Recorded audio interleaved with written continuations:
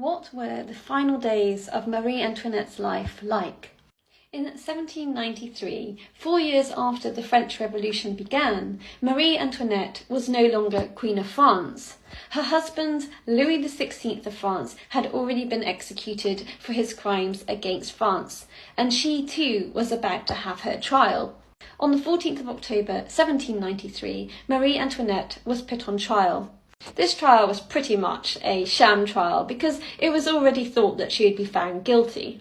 Among the many accusations laid at her feet included the fact that she apparently had sent over millions of livres over to Austria, that she had orchestrated orgies when she was at Versailles, and one of the most upsetting ones, that she had committed incest with her son.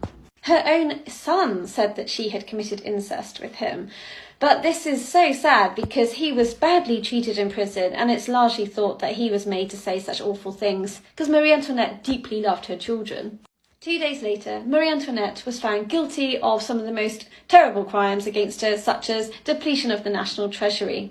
Her lawyers had largely thought that she would be exiled or imprisoned for life, but she was given the death penalty. By this point, after months and months and months of imprisonment and terrible, terrible treatment, it is said that Marie Antoinette's hair had turned white. On that very same day that she was declared guilty, she was given only an hour or so to prepare for her death. And in those last few moments, she wrote this very letter behind me to her sister-in-law, Madame Elizabeth. In this letter, she writes a number of things, including, "It grieves me very sensibly to leave my poor children. You know that I existed only for them and you, my kind and affectionate sister."